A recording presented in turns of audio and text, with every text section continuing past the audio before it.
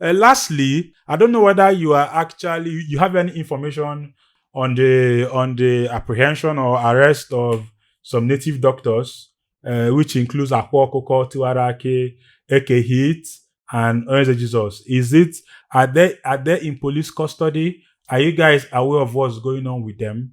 And if there's any information that the public needs to know from the police in regards to the arrest? I don't have any information about their arrest or where they are being detained. Okay. I've also came across some information saying that they will be charged to court Okay. by Anambra State government.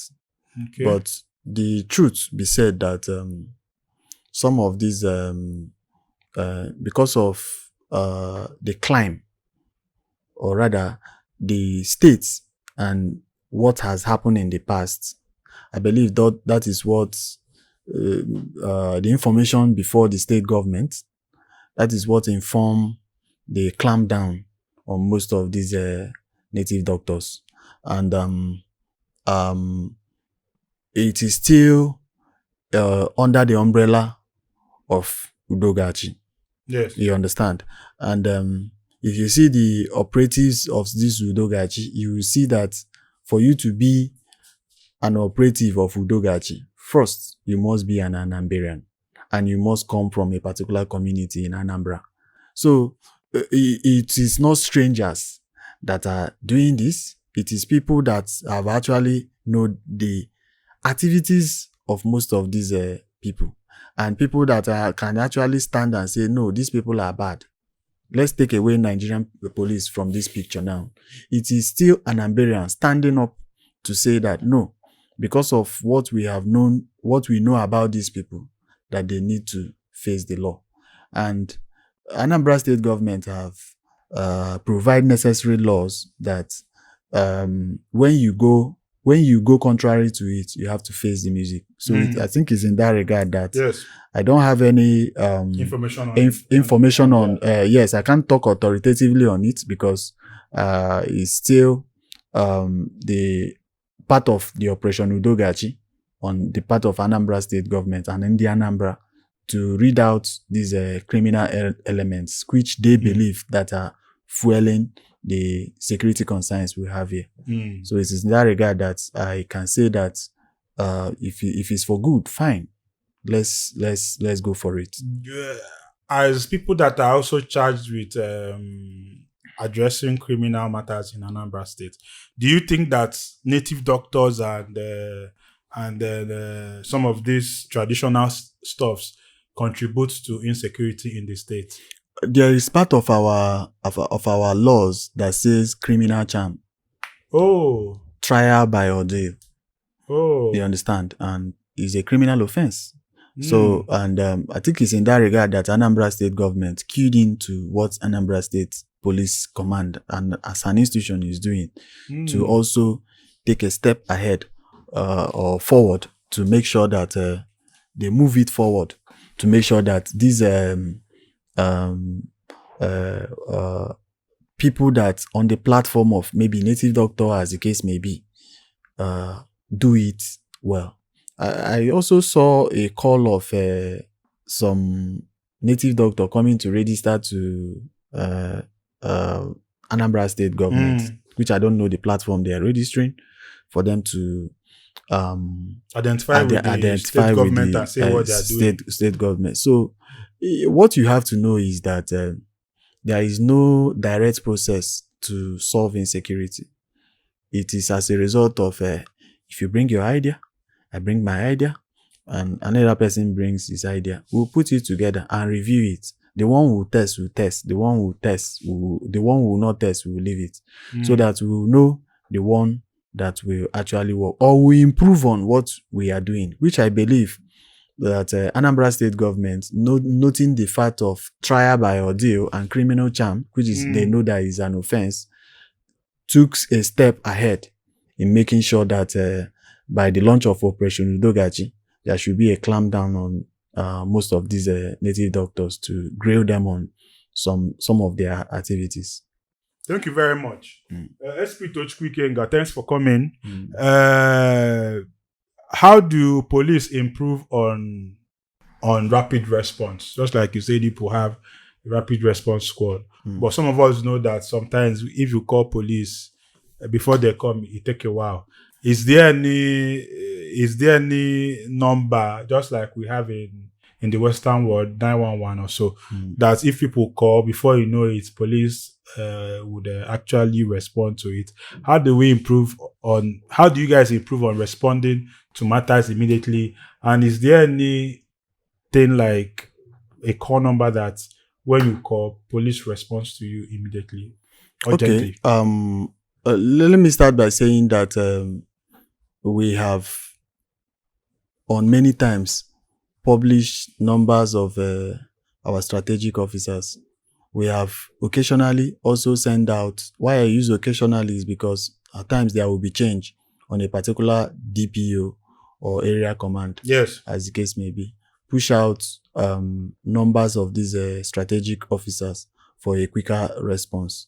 But for the command control room number, which we know that is always very busy when people call. So that is what informed us of pushing out the divisional police officers, their numbers, and the area command police, area commanders' numbers. And at times, to a greater extent, I also push out my own number. Yes. And for people watching us, before the end of the program, I will give you all those numbers. Maybe you see it on the screen. They'll see it on the screen and call us, so that any area you are in Anambra, you can reach out to those numbers. You must not necessarily call the PRO. You must not necessarily call the control room number, but you can call like people within Oka here, which is where we are anchoring this program from. The area we are now is Abakaliki Street, which B Division covers. You can also reach out to the DPO B Division, and B Division will respond quickly. For the people at the other side of Oka, which has to do with Koka and some other places, is Central Police Station, that CPS that covers it. They can also see the number of Central Police Station officer and call him immediately, and he will respond accordingly. And know that there are also vigilantes in some of these areas, and their numbers, and some of the residents of that area also have their numbers. Whatever you report to them, they also bring to us, as the case may be. So please, the numbers will be seen on the screen are the numbers of the DPOs and the officers that could respond to you in your areas. We will be attaching some of their divisions there too. Yes.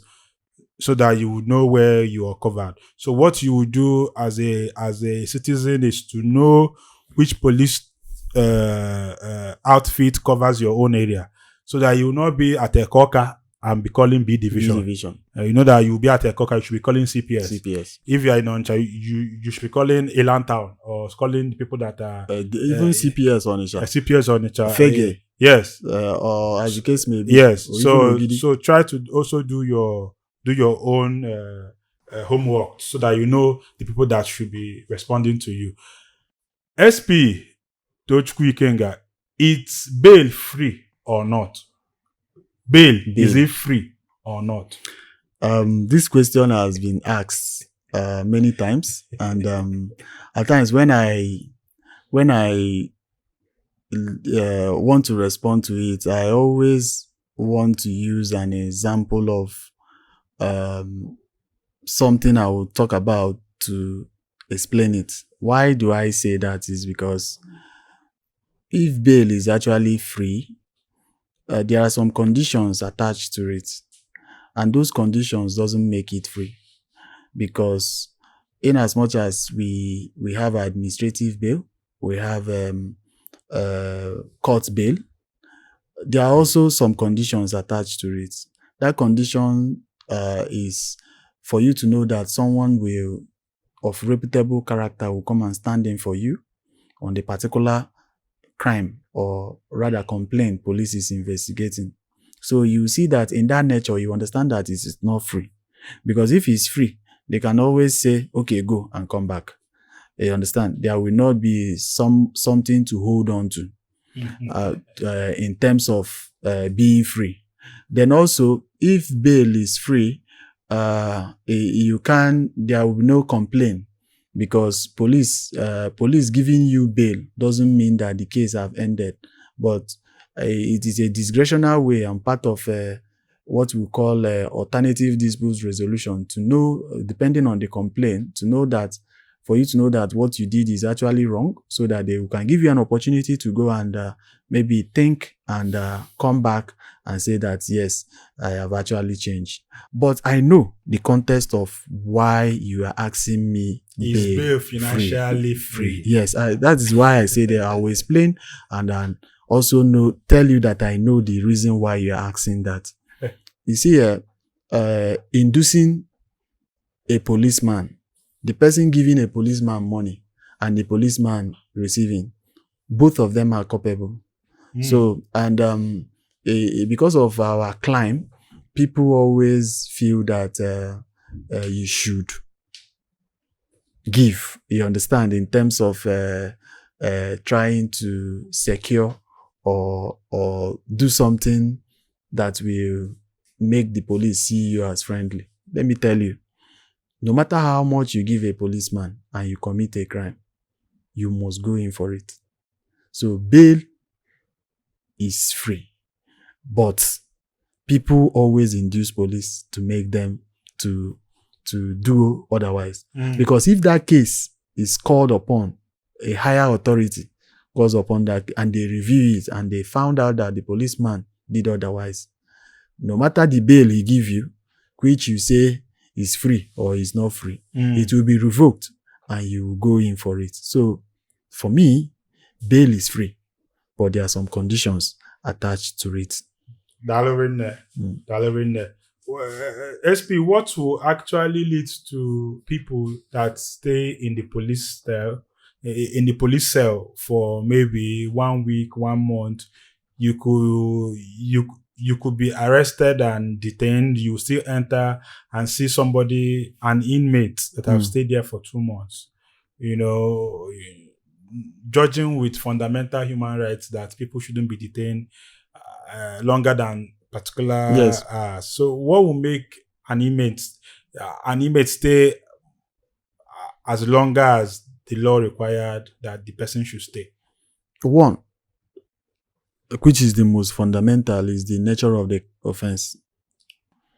There are some offenses that even without court order, the person naturally knows that he can be granted bail. And what are those offenses? Maybe like murder, armed robbery, kidnapping. You understand? So these are capital offenses that if you have a suspect that is being fingered in that regard, the police must do their due diligence to either make you culpable or exonerate you. So it's in that regard that at times you see suspects that stay longer than required in police cell. In as much as, yes, we believe that no suspect will stay more than 24 hours in the police station as the case, or should be charged to court. You see that some of these complaints or cases are not cases that you can do under 24 hours. You have to, or 48 hours as the case may be. You have to take a longer time.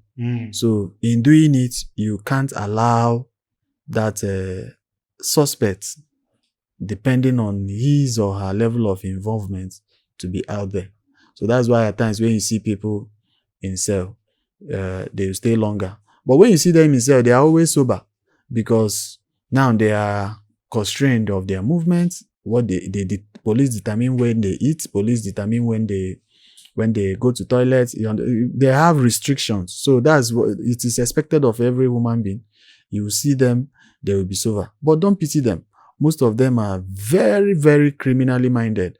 And once you allow them, you lose the cat, you see them like wild. It's only someone that have not experienced maybe unfortunate incidents of this armed robbery, that when you see them, you pity them. In as much as, yes, we have channels of making them to come back to the society a better person, which the police is also working with the correctional services. But most of these persons are pure criminals that even when you allow them, they will still go and commit more harm. So the context of leaving someone more than required, it depends on the offense. But I know also why you are asking me this, because sometimes you see suspect in detention, it will be as a result of they told him or her to bring a particular amount and the amount is delaying. Maybe the people are running around to raise the money before. If you see such, report to us. We know what to do. Once we know that it is pure extortion, we will I will use my hand and go to that place and remove the suspect from the cell, because it is pure extortion, and the same thing police is preaching. Our officers are also doing it, so we will not entertain it. Own a land, secure your future. Invest with Pine Leaf Estate and Properties Limited for your peace of mind.